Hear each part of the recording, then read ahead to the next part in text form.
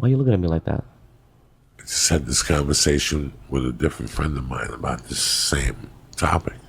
Yeah. About a friend that we had, and she called me and said, "How's she doing?" I go, "I haven't spoken to her in years." I go, "The last thing she probably wants to do is talk to a comic."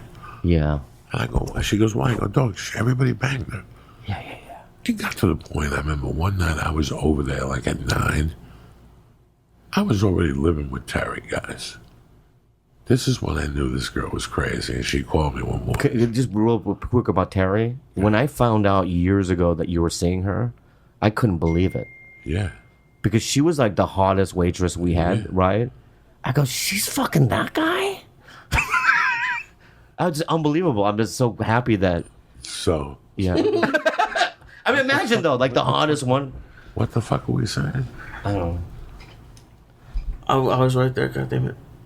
Jesus Christ. You're so high right now, huh? What are we talking about? I don't forget. I forgot what you were saying. Pinga papaya. Jesus Christ, guys. Nobody remembers shit. Get off the phone, Bobby Lee. You're on a fucking podcast. What were we talking about here? I don't remember. Talking about crazy women at the store. Girls that get around. Women. It was crazy at the store. And you know what, man? I'm happy. And I saw some crazy situations. So early on, from 97 to 2000, and then beyond on the road, I've seen and heard some crazy situations. There was a woman 5 years ago, right before when you were already living with Terry. What's that? You were living with Terry, right? Already, and there was a girl. Did she hit on you or something? I don't fucking know. You don't remember? Who knows? But so for these girls that slept with every guy at the store. Oh no. We talked. I was living with Terry. Yeah. And one morning I got a call from this girl. Yeah. Now I had, in those days, they used to have parties at this house a lot. And I would stop by to be nice on the way out. Because once I went to the store and I got Coke, I wasn't going to go to your house to hang out. I didn't want to do Coke with them. Yeah. So I would be nice and polite and go early on when I was clear-eyed and shit. But she was already starting to get drunk with her girlfriends.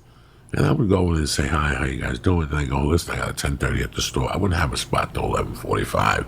I just wanted to get out of there. I was just trying to be polite." And I remember this particular night, I was over there at 9:30. And I left like at 10:15, 10:30. And the next morning, she called me like at 1, and she goes, "Hey, do you have a minute?" And I go, "Yeah." She goes, "Did you sleep with me last night?" Whoa. And I go, "No, I only went over there at 9. And she goes, "You weren't here at 4? And I go, "No, I was at my house doing Coke by myself." And she goes, "Okay, no problem." She didn't know who she had fucked. Whoa. That's scary. That is some scary shit.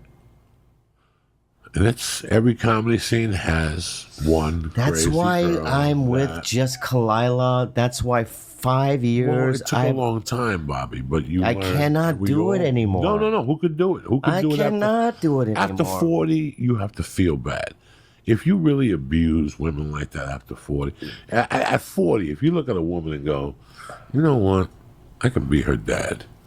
Yeah. Like, this is too easy. I could be her dad. Why would I want this on my fucking ghost sheet? This is too easy. I don't even jerk off to like Barely Legal or any of those kind of porns. It's like this Fresh is off too the boat easy. Or any of that shit. It's so crazy. It's unreal to me. Lee, I guarantee you, if I did like comedy seminars, like if I got that greasy, right? Like I would say to you, Joey Diaz is coming to your town, $50 all day Saturdays. I guarantee you that if I did 50 of them, I'd get approached at 50% of them by a young comic, asking me to take her on the road or we get together for coffee. Let me ask you this: you think now because you're selling out rooms and whatnot, you think right now you could probably land an 18-year-old? I could do what? You think you could fuck an 18-year-old if you wanted to? If I put my mind to it and lied and tricked you and got drugs? No, I'm just based on your fame and who you are. No. You don't think you could? No. Yeah. There's no fame. I'm a fucking criminal that does Joey, when you say that, it's ridiculous. No. I'm going to stop there. No. I want to just do this. I just want to do this. Anyone listening, all right? Because I'm going to say this. I know this for a fact, okay? That when I was calling CAA about having them rep Tiger Belly, which is my podcast, they go, well, how many, give me your numbers, this and that. And they go, yeah, you got to get to the church level before we're interested, right? Which tells me, that you're at a different place, right? So I know you're trying to humble yourself and go, yeah, I'm just a regular guy, which you are, and you're a great guy, and I love you, and I'll always love her no matter where you are, right? But my point though is that you've elevated to a different level. Can we just at least admit that? We've admit that. All right. Will you say that to me? Just say this. Repeat after me. I, Joey Diaz, have elevated to a godlike level. To a godlike level. No. Yeah, just say it. No. Or a different level. Elevated to a different level. All right, good. Outside and inside, which is the most important. More on the outside, though. More on the outside than on the inside. I still get fucking perverted thoughts. I know. You still want to fuck people in the ass. And that's why when you texted me, I came right over. Because I love you, but also people want to be on this thing. People want to be around you.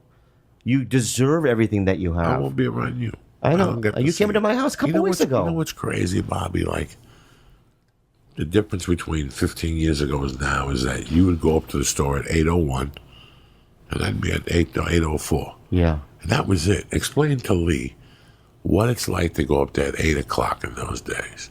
Oh, and stay till 2. It was, what do you mean? It was death. You didn't like it? You didn't like hanging with Ari and torturing your friends? Back when everybody was cool.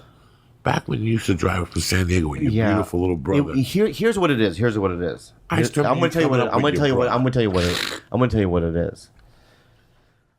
When you first, imagine being at a job. Like, I used to wait tables in San Diego. I used to get no pussy. I had no future because I didn't go to college. How old are you? I'm 21, 22. Okay. And I have my car is like the windows are blasted open. I got nothing. All right. And you would go to this job, you would work really hard, and you would get, you would slave for 10 hours straight, slammed at a restaurant, and you get $100 as a tip. Right? You come home, you get a burrito, you go to sleep, and you wake up and you do it again. And then I had this midget friend I was working with. His name was Ben. He was a midget. And you know what midgets are? They're so cute. And so Ben used to get way more pussy than me. And I used to go, should I kill myself? And I had nothing to live for. And then one day, I walked by the Comedy Store, and there was an open mic, and I signed up, and I went up. And then 9 months later, I was opening up for Pauly Shore in front of 5,000 people at the Riviera. Just imagine now, from there, boom, all of a sudden you're performing in front of that many people. Mitzi comes up to me at the end of it. We're in Vegas. Never met her before. She goes, "You're a regular at all my clubs. You're amazing." And at that point now, your life changes. Everything is exciting. Then you're at the Comedy Store.